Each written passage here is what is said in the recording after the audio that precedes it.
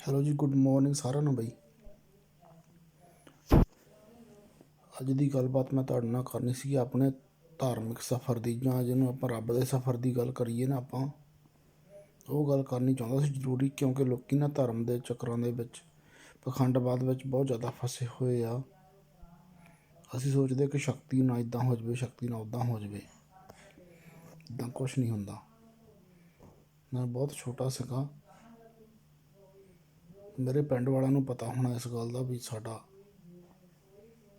ਘਰ ਸੂਬੇਦਾਰ ਸਰਪੰਚ, ਸਾਡੇ ਪੁਰਾਣੇ ਜਿਹੜੇ ਸਾਬਕਾ ਸਰਪੰਚ ਸੁਰਿੰਦਰ ਸਿੰਘ ਹੁਣੀ, ਉਹਨਾਂ ਦੇ ਘਰ ਦੇ ਬਿਲਕੁਲ ਸਾਹਮਣੇ ਸਾਡਾ ਘਰ ਆ। ਛੋਟਾ ਹੁੰਦਾ ਸੀ ਤਾਂ ਮੇਰਾ ਕਮਰਾ ਨਾ ਪੜ੍ਹਨ ਵਾਲਾ ਉੱਪਰ ਹੁੰਦਾ ਸੀ, ਸੌਣ ਵਾਲਾ ਪੜ੍ਹਨ ਵਾਲਾ, ਜਿਹਨੂੰ ਅਸੀਂ ਚੁਬਾਰਾ ਵੀ ਕਹਿ ਦਿੰਦੇ। ਚੁਬਾਰੇ ਵਿੱਚ ਮੈਂ ਰਹਿੰਦਾ ਹੁੰਦਾ ਸੀ। ਉਹ ਸੂਬੇਦਾਰ ਹੁਣਾਂ ਦੀ ਟੈਂਕੀ ਹੁੰਦੀ ਸੀ ਪਾਣੀ ਵਾਲੀ। ਉਹ ਟੈਂਕੀ ਦੇ ਉੱਪਰ ਨਾ ਇੱਕ ਪਾਸੇ ਲਿਖਿਆ ਹੁੰਦਾ ਸੀਗਾ ਮਨ ਜੀਤੇ ਜਗਜੀਤ, ਤੇ ਇੱਕ ਪਾਸੇ ਲਿਖਿਆ ਹੁੰਦਾ ਸੀਗਾ ਸਤਿਨਾਮ ਵਾਹਿਗੁਰੂ। ਉਹ ਜਿਹੜਾ ਮਨ ਜੀਤੇ ਜਗਜੀਤ ਲਿਖਿਆ ਹੁੰਦਾ ਸੀ ਨਾ, ਉਹ ਮੇਰੇ ਦਿਮਾਗ 'ਚ ਫਸ ਗਈ। ਉਹ ਬਸ ਗਈ, ਇੱਕ ਗੱਲ ਸਮਝ ਲਓ। ਚਲੋ ਗੁਰੂ ਘਰ ਤਾਂ ਜਾਂਦੇ ਆਉਂਦੇ ਸੀਗੇ ਹੀ ਆਪਾਂ, ਗੁਰਦੁਆਰੇ ਤਾਂ ਮੈਂ ਜਾਂਦਾ ਹੀ ਹੁੰਦਾ ਸੀ, ਮੱਥਾ ਟੇਕਦਾ ਹੁੰਦਾ ਸੀ। ਜਦੋਂ ਫਸ ਗਈ ਗੱਲ 'ਚ ਤਾਂ ਮੈਂ ਨਾ ਸੋਚਣ ਲੱਗ ਗਿਆ ਵੀ, ਬਹੁਤ ਛੋਟਾ ਸੀਗਾ, ਐਡੀ ਵੱਡਾ ਮੈਂ ਹੈ ਨਹੀਂ ਸੀਗਾ, ਮੈਂ ਐਵੇਂ ਕਹਾਂ। ਸੋਚਣ ਲੱਗਿਆ ਕਿ ਇਹਦਾ ਮਤਲਬ ਅਸਲ 'ਚ ਹੈ ਕੀ। ਸਮਝਦਾ ਉਹਦੇ ਮੈਂ ਕਿਤਾਬਾਂ ਜਿਹੀਆਂ ਲੱਭ ਕੇ ਦੇਖਣ ਲੱਗ ਗਿਆ। ਸਾਡੇ ਗੁਰਦੁਆਰੇ ਇੱਕ ਭਾਈ ਹੁੰਦੇ ਸੀ ਗੁਰਦਿਆਲ ਸਿੰਘ, ਹਜੇ ਵੀ ਹੈਗੇ ਉਹ ਦੌਲਤਪੁਰ ਗੁਰਦੁਆਰੇ।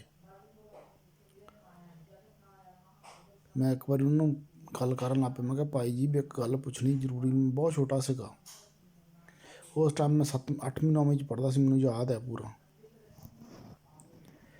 ਮੈਂ ਕਿਹਾ ਭਾਈ ਜੀ ਵੀ ਮੈਂ ਗੱਲ ਪੁੱਛਣੀ ਵੀ ਆ ਮਨ ਜੀਤੇ ਜਗਜੀਤ ਦਾ ਕੀ ਮਤਲਬ ਹੁੰਦਾ। ਮੈਂ ਕਿਹਾ ਭਾਈ ਜੀ ਲਿਖਿਆ ਹੋਇਆ ਟੈਂਕੀ ਦੇ ਵੀ, ਮੈਨੂੰ ਉਹ ਬਹੁਤ ਗੱਲ ਖੜਕਦੀ ਦਿਮਾਗ 'ਚ ਮੇਰੇ। ਭਾਈ ਹੁਣੀ ਕਹਿੰਦੇ ਵੀ ਮਨ ਜੀਤੇ ਜਗਜੀਤ ਦਾ ਮਤਲਬ ਜਿਹਨੇ ਮਨ ਨੂੰ ਜਿੱਤ ਲਿਆ ਉਹ ਜੱਗ ਜਿੱਤ ਜਾਂਦਾ। ਫਿਰ ਸਾਰੀ ਗੱਲ ਮਨ 'ਤੇ ਕਾਬੂ ਪਾਉਣ ਦੀ ਆ। ਉਹਨੇ ਫਿਰ ਕਈ ਮੈਨੂੰ ਵਾਕ ਗੁਰਬਾਣੀ ਵਿੱਚੋਂ ਉਹਨਾਂ ਸ਼ਬਦ ਪੜ੍ਹ ਕੇ ਦੱਸੇ, ਸਮਝਾਇਆ।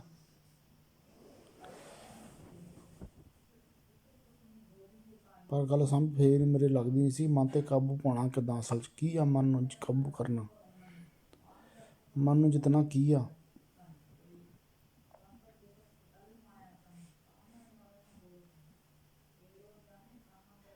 ਸਕੂਲੇ ਸਾਡੇ ਇੱਕ ਪੰਜਾਬੀ ਦੇ ਮਾਸਟਰ ਹੁੰਦੇ ਸੀ ਜਰਨੈਲ ਸਿੰਘ, ਉਹਨਾਂ ਦਾ ਨਾਂ ਸੀ ਜਰਨੈਲ ਸਿੰਘ, ਪੰਜਾਬੀ ਮਾਸਟਰ। ਸਨਾਤਨ ਸਕੂਲੇ ਲਾਵਲਪੁਰ 'ਚ ਹੁੰਦੇ ਸੀਗੇ ਪੰਜਾਬੀ ਮਾਸਟਰ ਜਰਨੈਲ ਸਿੰਘ ਹੋਣੀ। ਜਦੋਂ ਗੱਲ ਨਹੀਂ ਬਣੀ, ਨਾ ਸਮਝ ਲੱਗੀ, ਮੇਰੇ ਗੱਲ ਸਮਝ ਨਾ ਪਵੇ, ਤਾਂ ਮੈਂ ਫਿਰ ਮਾਸਟਰ ਉਹਨਾਂ ਨੂੰ ਫੇਰ ਮੈਂ ਪੁੱਛਿਆ ਕਿ ਮੈਂ ਕਿਹਾ ਮਾਸਟਰ ਜੀ ਵੀ ਇੱਕ ਗੱਲ ਮੇਰੇ ਨਾਲ ਦਿਮਾਗ 'ਚ ਘੁੰਮੀ ਜਾਂਦੀ ਵੀ, ਆਹ ਦੱਸਿਓ ਮਨ ਜੀਤੇ ਜਗਜੀਤ ਦਾ ਮਤਲਬ ਕੀ ਹੈਗਾ। ਮੈਂ ਕਿਹਾ ਮੈਂ ਭਾਈ ਹੁਣਾਂ ਤੋਂ ਪੁੱਛਿਆ ਸੀ ਗੁਰਦੁਆਰੇ ਦੇ, ਤੇ ਉਹਨੇ ਆਹ ਕਿਹਾ ਵੀ ਜਿਹੜਾ ਮਨ ਨੂੰ ਜਿੱਤ ਲੈਂਦਾ ਉਹ ਜੱਗ ਨੂੰ ਜਿੱਤ ਜਾਂਦਾ। ਪੜ੍ਹੇ ਲਿਖੇ ਬੰਦੇ ਤੋਂ ਚਲੋ ਸਮਝਣਾ ਥੋੜ੍ਹਾ ਵਧੀਆ ਲੱਗਦਾ, ਸਹੀ ਵੀ ਗੱਲ ਅਗਲਾ ਦੱਸਦਾ ਹੁੰਦਾ। ਵੈਸੇ ਵੀ ਨਾ ਮਾਸਟਰ ਨੂੰ, ਆਪਣੇ ਟੀਚਰ ਨੂੰ ਕੁਛ ਗੱਲ ਪੁੱਛੋ, ਤੁਹਾਨੂੰ ਖੁਸ਼ ਹੋ ਕੇ ਦੱਸਦਾ ਸਾਰੀ ਗੱਲ ਵਧੀਆ। ਮਾਸਟਰ ਜਰਨੈਲ ਸਿੰਘ ਜੀ ਹੁਣੀ ਕਹਿੰਦੇ ਵੀ, ਉਹਨਾਂ ਨੂੰ ਪੰਜਾਬੀ ਵਾਲੇ ਮਾਸਟਰ ਕਹਿੰਦੇ ਸਾਰੇ,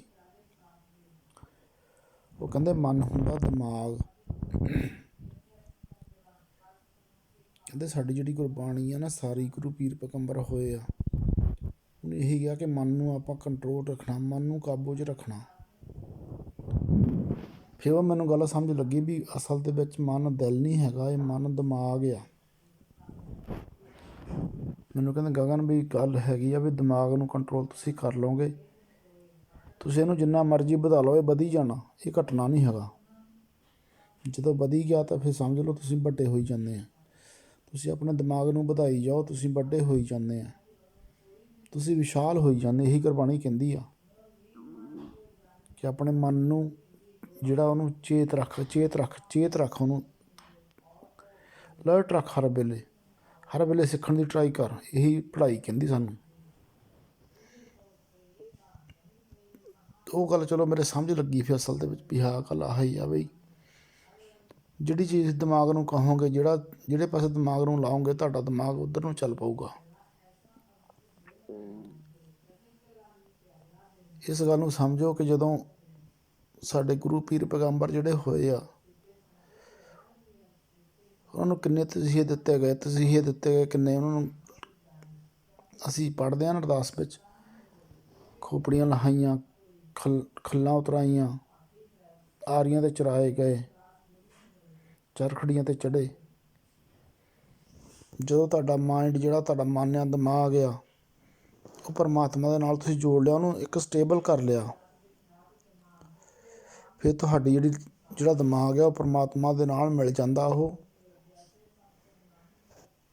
ਫਿਰ ਤੁਹਾਨੂੰ ਕੋਈ ਫਰਕ ਨਹੀਂ ਪੈਂਦਾ ਤੁਹਾਨੂੰ ਕੋਈ ਵੱਢ ਦੇਵੇ ਟੁੱਕ ਦੇਵੇ ਕੋਈ ਤੁਹਾਨੂੰ ਜੋ ਮਰਜ਼ੀ ਕਰ ਦੇਵੇ ਤੁਹਾਨੂੰ ਕੋਈ ਫਰਕ ਨਹੀਂ ਪੈਂਦਾ ਕਿਉਂਕਿ ਤੁਹਾਡੀ ਜਿਹੜੀ ਅਵਸਥਾ ਆ ਨਾ ਉਹ ਲੀਨ ਹੋ ਜਾਂਦੀ ਪਰਮਾਤਮਾ ਦੇ ਵਿੱਚ ਲੀਨ ਹੋ ਜਾਂਦੀ। ਦਿਮਾਗ ਦੀ ਗੱਲ ਉਹੀ ਆ ਕਿ ਜਿਹੜਾ ਦਿਮਾਗ ਨੂੰ ਕੰਟਰੋਲ ਕਰ ਗਿਆ ਉਹਨੂੰ ਜੋ ਮਰਜ਼ੀ ਕਰ ਲਓ ਕੋਈ ਕੁਛ ਨਹੀਂ ਹੁੰਦਾ ਉਹਨੂੰ। ਫਿਰ ਇਹੀ ਗੱਲ ਸਾਨੂੰ ਗੁਰਬਾਣੀ ਸਮਝਾਉਂਦੀ ਆ।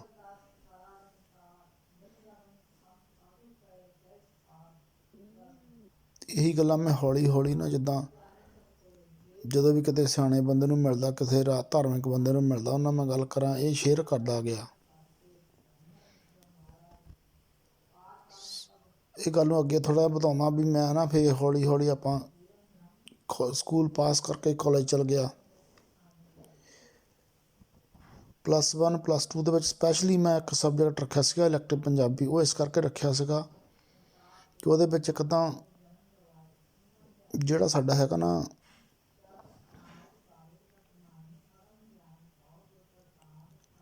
ਗੁਰਬਾਣੀ ਵਿੱਚ ਪੜ੍ਹਨ ਨੂੰ ਮਿਲਦੀ ਆ ਗੁਰਬਾਣੀ ਦੇ ਅਰਥ ਕਰਨੇ ਨੂੰ ਮਿਲਦੇ ਆ। ਦੂਸਰਾ ਸਾਡਾ ਹੈਗਾ ਜਿਹੜਾ ਸੱਭਿਆਚਾਰਕ ਚੀਜ਼ਾਂ ਕਹਾਣੀਆਂ ਹੋ ਗਈਆਂ ਕਿੱਸੇ ਹੋ ਗਏ ਨਾਵਲ ਹੋ ਗਏ ਕਵਿਤਾਵਾਂ ਹੋ ਗਈਆਂ ਉਹ ਪੜ੍ਹਨ ਨੂੰ ਮਿਲਦੀਆਂ ਬਹੁਤ ਸਾਰੇ ਔਥਰ ਪੜ੍ਹਨ ਨੂੰ ਮਿਲਦੇ ਉਹਦੇ ਵਿੱਚ ਸਪੈਸ਼ਲੀ ਉਹ ਮੈਂ ਸਬਜੈਕਟ ਰੱਖਿਆ ਸੀਗਾ। ਫਿਰ ਕਾਲਜ ਚਲ ਗਏ ਜਦੋਂ ਕਾਲਜ ਚਲ ਗਏ ਫਿਰ ਵੀ ਮੈਂ ਇਲੈਕਟਿਵ ਪੰਜਾਬੀ ਫਿਰ ਵੀ ਸਬਜੈਕਟ ਰੱਖਿਆ। ਪੰਜਾਬੀ ਦੇ ਨਾਲ ਨਾਲ ਇਲੈਕਟਿਵ ਪੰਜਾਬੀ ਵੀ ਰੱਖੀ। ਜਦੋਂ ਕਾਲਜ ਤੋਂ ਫਿਰ ਮੇਰੀ ਜਿਹੜੀ ਸਭ ਤੋਂ ਪਹਿਲਾਂ ਮੈਂ ਸਤਿਗੁਰੂ ਨਾਨਕ ਮਹਾਰਾਜ ਦੀ ਬਾਣੀ ਨੂੰ ਪੜ੍ਹਨਾ ਅਧਿਐਨ ਕਰਨਾ ਸ਼ੁਰੂ ਕੀਤਾ। ਸਤਿਗੁਰੂ ਅਰਜਨ ਦੇਵ ਮਹਾਰਾਜ ਜੀ ਸਤਿਗੁਰੂ ਕਬੀਰ ਜੀ ਮਹਾਰਾਜ ਜੀ ਦੀ ਬਾਣੀ ਨੂੰ ਪੜ੍ਹਿਆ। ਸਤਿਗੁਰੂ ਬਾਬਾ ਫਰੀਦ ਮਹਾਰਾਜ ਜੀ ਦੀ ਬਾਣੀ ਨੂੰ ਪੜ੍ਹਿਆ ਸ਼ੁਰੂ ਕੀਤਾ। ਭਾਵੇਂ ਕੁਝ ਸਿਲੇਬਸ ਥੋੜ੍ਹੇ ਹੁੰਦੇ ਸੀ ਸ਼ਬਦ ਪਰ ਉਹ ਬੜੇ ਇਫੈਕਟਿਵ ਹੁੰਦੇ ਸੀਗੇ। ਮੈਂ ਉਹਨਾਂ ਕਾਲਜ ਪੜ੍ਹ ਕੇ ਆ ਕੇ ਘਰ ਫਿਰ ਉਹਨਾਂ ਦੀ ਰਾਤ ਨੂੰ ਮੈਂ ਪੜ੍ਹੀ ਜਾਂਦਾ ਉਹਨੂੰ ਸਮਝਣ ਦੀ ਟਰਾਈ ਕਰੀ ਜਾਂਦਾ ਇਕੱਲੇ ਇਕੱਲੇ ਸ਼ਬਦ ਨੂੰ ਇਕੱਲੇ ਇਕੱਲੇ ਅੱਖਰ ਨੂੰ ਮੈਂ ਪੜ੍ਹਨ ਦੀ ਟਰਾਈ ਕਰਦਾ। ਫਿਰ ਇੱਕ ਗੱਲ ਮੇਰੇ ਫਿਰ ਉਦੋਂ ਦਿਮਾਗ 'ਚ ਘੁੰਮਣ ਲੱਗ ਗਈ ਕਿ ਸਾਰੇ ਗੁਰੂ ਪੀਰਾਂ ਦੀ ਬਾਣੀ ਹੈਗੀ ਆ ਸਿਲੇਬਸ ਦੇ ਵਿੱਚ ਗੁਰੂ ਰਵਿਦਾਸ ਮਹਾਰਾਜ ਦੀ ਬਾਣੀ ਕਿਉਂ ਨਹੀਂ ਹੈਗੀ। ਉਸ ਗੱਲ ਨੇ ਮੈਨੂੰ ਖਿੱਚ ਪਾਈ ਕਿ ਗੁਰੂ ਰਵਿਦਾਸ ਮਹਾਰਾਜ ਦੀ ਬਾਣੀ ਨੂੰ ਵੀ ਪੜ੍ਹਿਆ ਜਾਵੇ। ਉਹ ਮੈਂ ਪੜ੍ਹਨ ਲੱਗ ਗਿਆ। ਡੇਰਾ ਬੱਲਾਂ ਵਿੱਚ ਸੰਤ ਰਾਮਾਨੰਦ ਮਹਾਰਾਜ ਜੀ ਨਾਲ ਪਿਆਰ ਸੀਗਾ। ਛੋਟਾ ਹੁੰਦਾ ਉੱਥੇ ਜਾਂਦਾ ਸੀ। ਸੰਤ ਰਾਮਾਨੰਦ ਮਹਾਰਾਜ ਜੀ ਨੂੰ ਮੈਂ ਪੁੱਛਣ ਲੱਗ ਗਿਆ ਹੌਲੀ ਹੌਲੀ ਮਹਾਰਾਜ ਜੀ ਬਾਣੀ ਬਾਰੇ ਮੈਨੂੰ ਮਾੜਾ ਜਿਹਾ ਗੁਰੂ ਰਵਿਦਾਸ ਮਹਾਰਾਜ ਦੀ ਬਾਣੀ ਬਾਰੇ ਮੈਂ ਥੋੜ੍ਹਾ ਪੜ੍ਹਨਾ ਚਾਹੁੰਦਾ।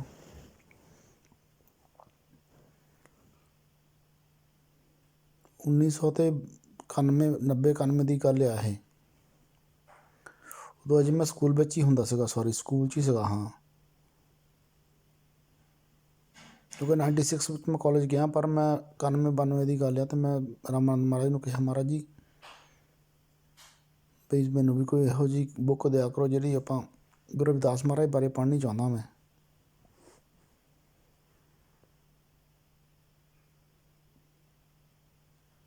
ਸੰਤ ਰਾਮਾਨੰਦ ਮਹਾਰਾਜ ਜੀ ਨੇ ਮੈਨੂੰ ਪਹਿਲੀ ਇੱਕ ਬੁੱਕ ਦਿੱਤੀ। ਉਹ ਕਿਤਾਬ ਸੀਗੀ ਗੁਰੂ ਰਵਿਦਾਸ ਮਹਾਰਾਜ ਦੇ ਜੀਵਨੀ ਦੇ ਬਾਰੇ।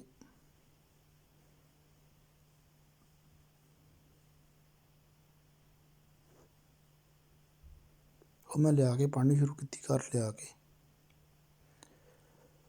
ਜੀਵਨੀ ਦੀ ਉਹ ਸੀਗੀ ਕਿਤਾਬ ਜੀ, ਆਰਤੀ ਸ਼ਬਦ ਦੀ, ਆਰਤੀ ਸ਼ਬਦ ਲਿਖਿਆ ਹੋਇਆ ਸੀਗਾ ਅਤੇ ਉਹਦੀ ਵਿਆਖਿਆ ਕੀਤੀ ਹੋਈ ਸੀਗੀ। ਜਦੋਂ ਪੜ੍ਹਨਾ ਸ਼ੁਰੂ ਕੀਤਾ ਤਾਂ ਮੈਂ ਨਾ ਉਹਨੂੰ ਸਮਝਣ ਦੀ ਟਰਾਈ ਕੀਤੀ ਹੌਲੀ ਹੌਲੀ ਹੌਲੀ।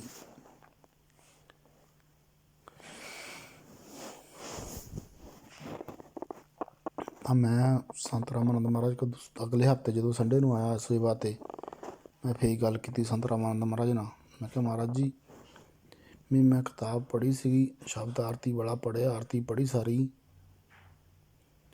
ਵਿਆਖਿਆ ਵੀ ਪੜ੍ਹੀ। ਮੈਂ ਕਿਹਾ ਮਹਾਰਾਜ ਜੀ, ਵੀ ਆਪਾਂ ਤਾਂ ਥਾਲ ਦੇ ਵਿੱਚ ਵੀ ਦੀਵੇ ਲਾ ਕੇ ਉਹਨੂੰ ਘੁਮਾਉਂਦੇ ਕਾਹਤੇ ਆ? ਦੋ ਆਰਤੀ ਵਿੱਚ ਤਾਂ ਲਿਖਿਆ ਹੋਇਆ ਕਿ ਪਰਮਾਤਮਾ ਦਾ ਨਾਂ ਹੀ ਸਭ ਕੁਛ, ਆਰਤੀ ਬਸ ਉਹੀ ਆ, ਜੋ ਉਹਦਾ ਨਾਂ ਹੈ ਉਹੀ ਆਰਤੀ ਆ। ਉਹ ਹੱਸ ਪਏ।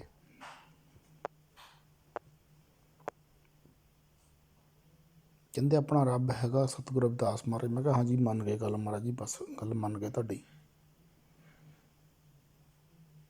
ਇਹ ਸੱਚੀ ਗੱਲ ਹੈ, ਕੋਈ ਇਹਦੇ ਵਿੱਚ ਮੈਂ 1% ਵੀ ਝੂਠ ਨਹੀਂ ਹੈਗਾ। ਮੈਨੂੰ ਸੰਤ ਰਾਮਾਨੰਦ ਕਹਿੰਦੇ ਵੀ ਇੱਦਾਂ ਗੱਲ ਆ, ਵੀ ਇਹ ਜਿਹੜੇ ਆਪਣੇ ਲੋਕ ਆ, ਵੀ ਤਦ ਤੱਕ ਸੁਣਨਾ ਨਹੀਂ, ਤਦ ਤੱਕ ਨਹੀਂ ਸਮਝਣਾ, ਜਦ ਤੱਕ ਇਹਨਾਂ ਨੂੰ ਤੁਸੀਂ ਕੁਛ ਕਰਕੇ ਦਿਖਾਉਂਦੇ ਨਹੀਂ।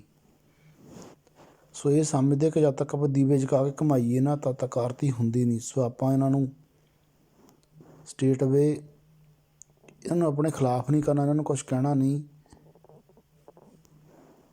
ਆਪਾਂ ਉਹ ਕੰਮ ਵੀ ਕਰੀ ਜਾਣੇ ਆ, ਨਾਲ ਨਾਲ ਇਹਨੂੰ ਬਾਣੀ ਦਾ ਗਿਆਨ ਵੀ ਕਰਵਾਈ ਜਾਣਾ। ਪਰ ਮੇਰਾ ਸਵਾਲ ਫਿਰ ਉੱਥੇ, ਮੈਂ ਕਿਹਾ ਮਹਾਰਾਜ ਮੇਰਾ ਸਵਾਲ ਤਾਂ ਉੱਥੇ ਹੀ ਆ ਵੀ ਜਿਹੜੇ ਆਪਾਂ ਦੀਵੇ ਲਾ ਕੇ ਘੁਮਾਉਂਦੇ ਆ, ਇਹਦਾ ਕੋਈ ਮਤਲਬ ਹੈਗਾ ਕਿ ਨਹੀਂ ਹੈਗਾ? ਉਹ ਕਹਿੰਦੇ ਮਤਲਬ ਇੱਦਾਂ ਨਹੀਂ ਹੈਗਾ, ਕੋਈ ਧਾਰਮਿਕ ਮਤਲਬ ਨਹੀਂ ਦਾ ਕੋਈ ਹੈਗਾ, ਇਹ ਮਨ ਦੀ ਸੰਤੁਸ਼ਟੀ ਦੀ ਗੱਲ ਆ। ਬਾਕੀ ਜੋ ਜਿਹੜੀ ਗੱਲ ਤੂੰ ਕਹਿੰਦਾ, ਜਦੋਂ ਆਰਤੀ ਵਿੱਚ ਲਿਖਿਆ ਹੋਇਆ ਨਾ ਕਿ ਨਾਮ ਤੇਰੋ ਆਰਤੀ ਮਜਨ ਮੁਰਾਰੇ, ਹਰ ਕੇ ਨਾਮ ਬਿਨ ਝੂਠੇ ਸਗਲ ਪਸਾਰੇ,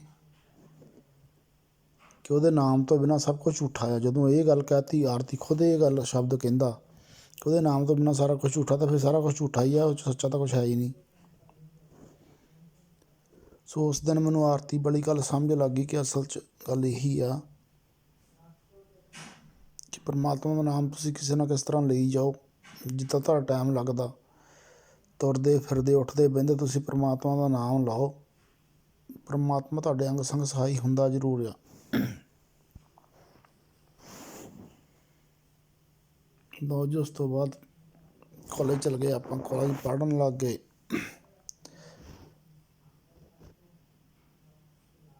ਸੇਵਾ ਵਿੱਚ ਹਮੇਸ਼ਾ ਸੇਵਾ ਬਹੁਤ ਕਰਦੇ ਰਹੇ। ਕਈ ਵਾਰੀ ਗੱਲ ਕਰਦਾ ਹੁੰਦਾ ਕਿ ਸੇਵਾ ਦੀ ਜਦੋਂ ਗੱਲ ਕਰੀਏ,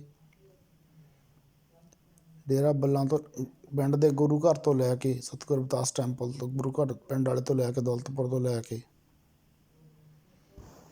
ਕਾਂਸ਼ੀ ਬਨਾਰਸ ਤੱਕ ਜਾ ਕੇ ਸੇਵਾ ਕਰਦੇ ਰਹੇ ਹਾਂ। ਪੂਰੇ ਤਨ ਮਨ ਧਨ ਦੇ ਨਾਲ ਸੇਵਾ ਕੀਤੀ, ਇੱਦਾਂ ਦੀ ਗੱਲ ਕੋਈ ਨਹੀਂ। ਪਰ ਪਖੰਡ ਕੋਈ ਨਹੀਂ ਕੀਤਾ, ਨਾ ਕਦੀ ਕਿਸੇ ਨੂੰ ਦਿਖਾਇਆ ਕਿ ਅਸੀਂ ਸੇਵਾ ਕਰਦੇ ਹਾਂ, ਨਾ ਕਦੀ ਕਿਸੇ ਨੂੰ ਗੱਲ ਕੀਤੀ। ਮੁੱਕਦੀ ਗੱਲ ਕਹਿਣ ਦਾ ਮਤਲਬ ਇਹ ਆ ਕਿ ਸੇਵਾ ਨੂੰ ਫਲ ਜ਼ਰੂਰ ਲੱਗਦਾ, ਇੱਦਾਂ ਦੀ ਗੱਲ ਨਹੀਂ। ਸੇਵਾ ਦਿਮਾਗ ਨਾਲ ਕਰਨੀ, ਹੱਥਾਂ ਨਾਲ ਦਿਮਾਗ ਨਾਲ ਕਰਨੀ ਆ। ਆਪਣੇ ਦਿਮਾਗ ਨੂੰ ਸਤਿਗੁਰ ਦੇ ਚਰਨਾਂ 'ਚ ਪੂਰੀ ਤਰ੍ਹਾਂ ਅਰਪਿਤ ਕਰ ਦੇਣਾ।